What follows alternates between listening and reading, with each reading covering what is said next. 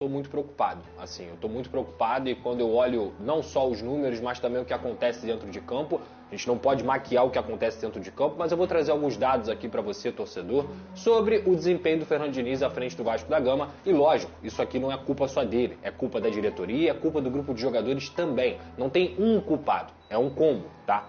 O Fernando Diniz ele tem 16 jogos à frente do Vasco da Gama e ele tomou gol em 13. Ele só não tomou gol contra o Fortaleza, o CSA e o Melgar, um time de Série C, um time peruano que ninguém conhece e o Fortaleza que vive a pior fase aí dos seus últimos anos, tá? Só 3 jogos em 16. O Vasco tem apenas 2 vitórias com o Fernando Diniz em 9 partidas dentro do Campeonato Brasileiro. O Vasco somou apenas 2 pontos em 9 disputados dentro de São Januário, sob o comando do Fernando Diniz nos últimos jogos. E o Vasco é uma equipe que tem 16 pontos em 17 jogos feitos, ou seja, a média de pontos do Vasco é menor do que a de jogos que ele tem. Cara, então dito tudo isso, eu queria trazer para vocês aqui, até porque é natural do torcedor, de quem acompanha futebol, ainda mais com o nosso futebol brasileiro, de achar que o que a gente faz com a bola é jogar bem ou jogar mal. Sendo que o futebol hoje, principalmente, tem 2 grandes fases, a fase ofensiva e a fase defensiva. Sempre existiu, mas hoje está cada vez mais latente. Não adianta o seu time jogar bem só com a bola e ser péssimo sem a bola. O Vasco do Diniz, ele é exatamente isso. E o que me incomoda é que ele se apoia nessa criação de chances, nessa criação que muitas vezes o Vasco não consegue ser efetivo. Isso tem a ver com a culpa dos jogadores também, tem a ver com o grupo de jogadores, mas é um Vasco que se defende muito mal. Eu trouxe aqui os números e eu vou falar aqui de forma prática. A transição defensiva do Vasco é ruim, a forma como o Vasco se defende correndo para trás por jogar em linha alta é ruim. Ontem, por algum tipo de sorte, o João Vitor e o Lucas Freitas fizeram bons jogos, mas o Vasco ficou exposto a todo momento. E aí tem muita gente que fala assim, a gente quase ganhou. E a gente quase perdeu também.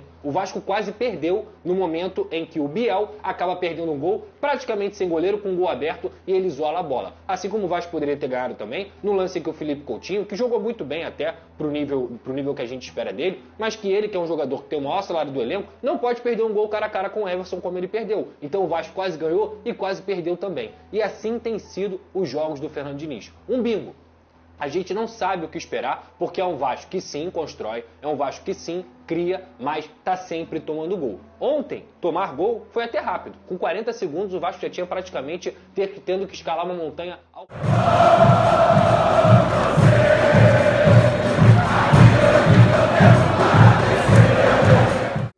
Fala galera vascaína, aqui Humberto Silva do canal Crônica Vascaína. Rapaziada, curte, comente, compartilhe, dá essa moral, se inscreva, tamo junto. Pós-jogo de Vasco 1, Atlético Mineiro 1. A dinâmica da partida foi essa aí, menos de 1 minuto, Gabriel Menino acertou um chute, foi feliz nessa batida. Por que não acertou esse chute contra o Império do Mal?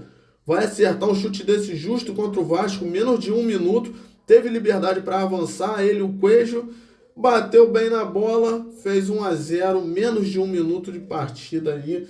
Brincadeira, Lucas Freitas tomou um amarelo logo em seguida. Aos 16, pênalti para o Vasco em cima do Felipe Coutinho. O Verratti converteu, bateu bem na bola, empatou. PH tomou um amarelo aos 42. Alexander entrou no time deles. Logo em seguida tomou um amarelo. O DVD entrou no time do Vasco no lugar do Nuno Moreira. Gabriel Menino saiu logo em seguida aí com a entrada do Biel e o Júnior Santos no lugar do Coelho, aos 71. O Garré entrou no lugar do Coutinho aos 80. Caio Paulista e Bernard aos 88. Entrou no time do Atlético Mineiro. Vitor Luiz, PH se lesionou. Entrou Vitor Luiz. E o Verratti tomou um amarelo infantil no último lance. Na última possibilidade que o Vasco tinha de vencer a partida, o Verratti estava lá em cima brigando. O lance estava aqui embaixo. O Verratti dentro da área brigando com o zagueiro, sem bola. Tudo que o zagueiro quer para matar o lance, ganhar a bola. O Verratti ainda tomou amarelo, vai desfalcar o Vasco para o próximo jogo.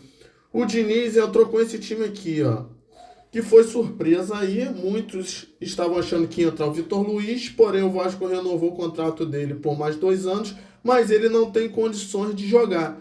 Enfim, coisas que só acontecem no Vasco. E aí, um elenco de 16 milhões, mês, o Diniz tem que ficar improvisando. Aí, improvisou o Puma Rodrigues na lateral esquerda. E foi isso aí, ó. Na lateral, PH e o Puma Rodrigues. Na zaga, João Vitor, ô teimosia. Tá aí, sorte que ele não errou ontem, não comprometeu. senão ia ficar complicado pro João Vitor e pro Fernando Diniz. Lucas Freitas, na volância Tietê e Hugo Moura, no lado esquerdo no Moreira, no direito o Ryan, Meiuca Coutinho, no ataque Pirata Verratti. E é o seguinte, tá aqui, ó, os dados estatísticos. O Vasco teve mais posse de bola, 5 grandes chances contra 1 do Atlético Mineiro, 15 chutes contra 17. 3 defesas do goleiro, ficou 3-3 aí. Escanteio, 6 do Vasco, 10 do Atlético Mineiro. 3 cartões amarelos pro Vasco e 2 pro Atlético Mineiro. Beleza? Então foi isso aí. Só quero acrescentar o seguinte. O PH jogou muita bola, chutou, desarmou, correu o tempo todo, enfim, jogou muita bola, driblou, quebrou linha. O Puma, no início, estava se adaptando ali, não estava legal, depois, lá para os 30, já começou a jogar, criou mais oportunidades do que o próprio Piton.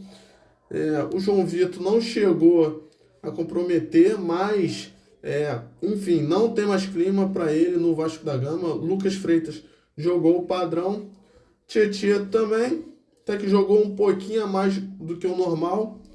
Hugo Moura não comprometeu. O Ryan até que jogou bem.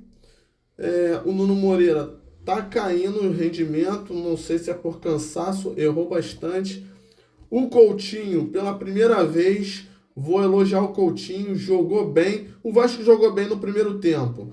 No segundo tempo deu uma caída, ainda jogou de forma razoável, porém perde muita oportunidade. Isso não pode acontecer no time profissional, uma folha de 16 milhões mês, e o time não sabe finalizar, não sabe fazer aquele acabamento. No último terço ali peca muito, perde muito gol. E mais uma vez joga fora a oportunidade de sair com os 3 pontos. O Verratti não chegou a comemorar o gol. Não sei o que está acontecendo nos bastidores. O Coutinho reclamou com o Verratti num lance que ele limpa a jogada. Porque o Coutinho, ontem, pela primeira vez, estou falando isso aqui, quebrou linhas, driblou, correu, brigou, defendeu, pisou na área. Enfim, ontem ele jogou bem, porém um jogador que recebe 1.700.000 não pode perder um gol na cara como ele perdeu. Chutou em cima do goleiro, faltou técnica ali, não é possível. Pro Coutinho não pode faltar técnica. É um jogador bom, um jogador técnico que tem qualidade, mas na hora de bater frente a frente não pode perder um gol daquele. Jogador que vale, que tem salário de 1.700.000 não pode dar um mole desse. E aí é o seguinte, a gente continua na zona do rebaixamento. Então é isso. Agora falando aqui rapidamente, deixa eu ver aqui quanto tempo tem para o vídeo não ficar muito longo. Ontem, iniciou anteontem, né? 2-1 Flamengo no Mirassol. Mirassol quase que empatou, deu um sufoco ali. São Paulo 2-0. Teve possibilidade de empatar e virar o Mirassol, hein? Mas vamos lá, 2-0 no Vitória. Pegou o elevador São Paulo. 3-1 Inter, ó, todo mundo melhorando, todo mundo dando jeito. Porque na parada que teve do Mundial de Clubes, todo mundo treinou, contratou, entrosou. Então, todo mundo subiu na ladeira. Pegou o elevador. E é isso aí, olha só. Inter ganhou, São Paulo ganhou, Botafogo amassou Fortaleza. O único aí que não teve melhora, né?